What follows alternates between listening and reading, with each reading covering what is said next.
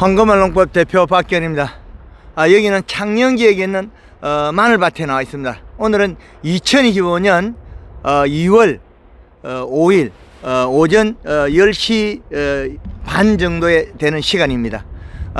여기 양파밭에는 늦게 심어서 말란 것도 있지만 여기는 비료를 많이 주고 이식값이 높아 가지고 생장점 위에가 다 녹아버렸습니다. 상당히 이식값이 높게 나옵니다. 원인은 뭔지 확인할 수 없는 상태인데 이렇게 두둑도 잘 만들고 이렇게 잘 심어 놨는데 이게 파종 시기가 늦어서 가을에 성장도 많이 못했지만은 지금 현재 여기 농장에서 가지고 있는 이식값이 너무 높다. 그래서 비료를 우리가 쓰긴 해야 되나 그 적정량을 써야 되는데 퇴비를 많이 써도 이식값이 올라간다. 비료를 많이 줘도 이식값이 올라간다. 그렇기 때문에 우리는 적정량이라는 걸 충분히 고려해야 되는데 그 양이 맞지 않다면 그거는 문제가 있다는 거죠. 그래서 비료는 아주 우리가 정확하게 써야 되는데 그 기준값이 맞지 않을 때는 해가 된다. 이렇게도 보셔야 됩니다. 그래서 우리가 주는 비료를 얼마나 잘 정확하게 줘야 되느냐, 그것도 상당히 중요하다. 그리고 기비를 우리가 줄 때 완효성을 주면 겨울에 그렇게 많이 안 나옵니다. 그 봄에도 같이 흡수될 수 있기 때문에 완효성은 비료를 갖다가 뭐 100평에 하나였느냐, 2개였느냐, 뭐 3개였나, 그리고 요소를 1개 열 거냐, 2개 열 거냐, 이런 식이겠죠. 그래서 안정적이라면 뭐 완효성, 질소 코팅이 완효성, 올 코팅 비료는 질소, 인산가리 다 코팅된 게 올 코팅. 그래 우리가 쓰는 비료들은 4종 복비다. 질소, 인산가리, 이렇게 마그네슘 이 4가지가 포함되어 있는 비료라는 거죠. 식물의 밥은 질소인데 우리는 퇴비가 밥이다. 옛날에는 과거엔 퇴비가 보약이다 이랬는데 퇴비가 밥이다, 보약이다, 이 말은 뭐 맞을 수도 있고 안 맞을 수도 있습니다. 그래서 현대 농법은 과학 농법으로 하는 게 제일 좋다. 그렇게 또 말씀드릴 수 있고, 그래서 이런 경제적으로 제일 이윤이 많은 방법으로 재배하는 게 좋겠다. 그렇게 말씀드릴 수 있겠습니다.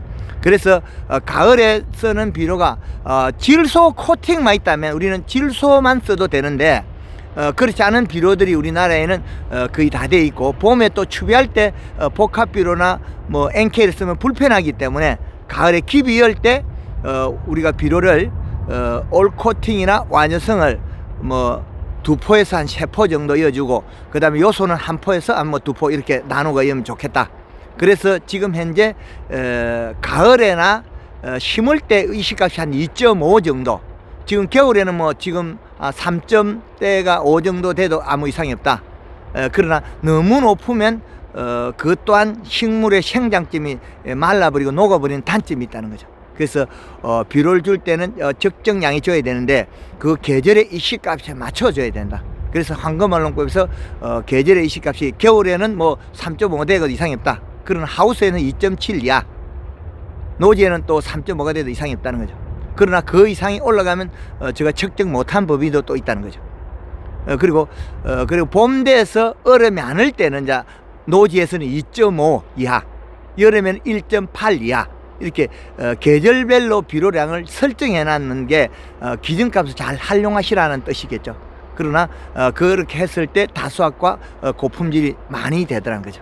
그 양파는 비료만 충분히 적정히 줘서 잎이 진녹색으로 만들면 병이 발생하지 않습니다. 그리고 비료를 적게 주면 키가 많이 큽니다. 모든 작물들이 그 적정한 비료가 됐을 때는 키가 안정적으로 자란다. 그래서 지금 현재 이 양파의 비료값을 한번 보도록 하겠습니다. 지금 여기에 측정기를 켰을 때 수분은 좀 낮게 나옵니다. 그러나 이 씨는 9.99, 온도는 1도 3분 나옵니다. 여기에 그 땅은 아주 깊게 갈았습니다. 이제 바닥층까지 한번 내려가 보겠습니다. 이 씨가 높으면 생장점이 다 발라버립니다. 그 바닥에는 지금 이 씨가 수분이 25.4%, 이 씨가 1.59. 그러면 이 땅이 지금 위에서 건조가 돼서 그럴 수도 있습니다. 이게.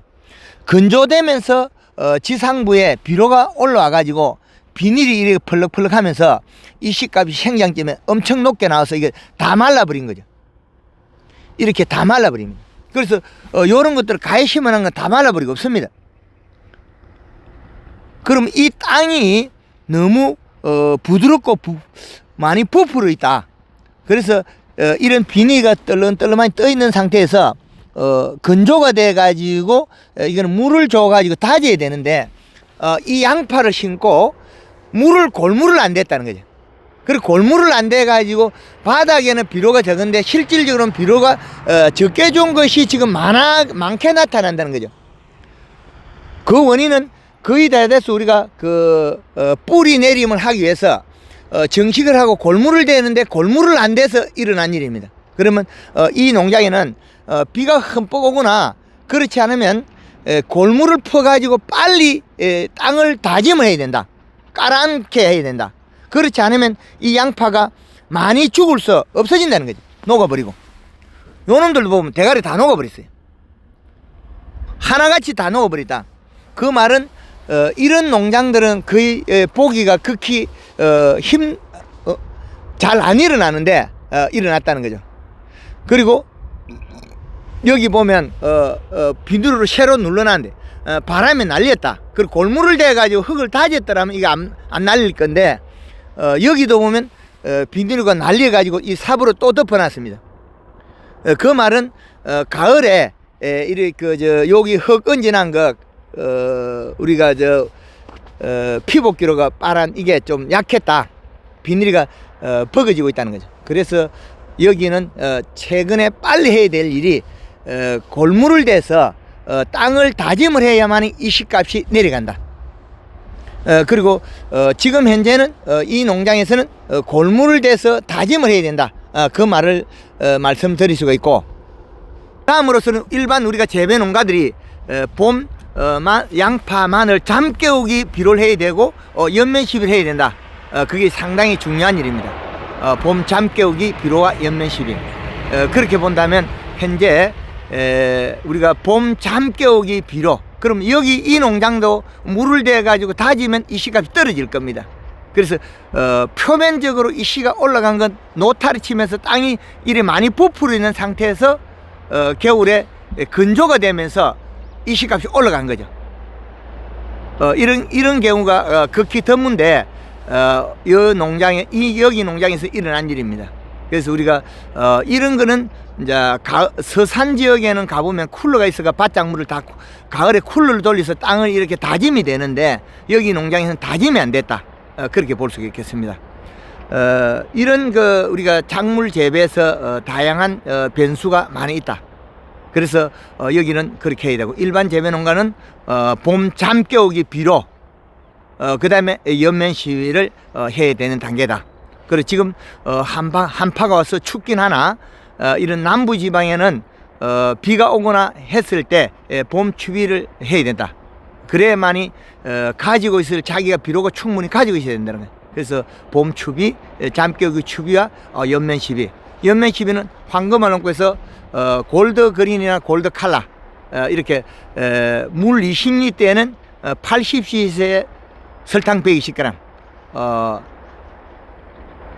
지금은 10일에서 15일 간격으로, 그리고 고디에서 날이 풀리면 7일에서 한 10일 간격으로 살포해주면 좋다. 그리고 이식값을 충분히 해주면 좋다. 그래서 양파는 비료 잘 주고 연면심이 잘하면 이거는 병 없이 잘 자라는 작물이다. 비료가 부족해서 생기는 병이, 잎 두께가 얇아서 생기는 병이 녹균병이다, 잿빛곰팡이다. 그렇게 보시면 되겠습니다. 무름병, 흑색석은병, 여백에 의해서 생기는 병이다. 그래서 비료가 충분하면 병이 발생하지 않습니다. 창녕 지역에서 양파밭에서 황금알농법 대표 현장 소식을 전해드렸습니다. 감사합니다.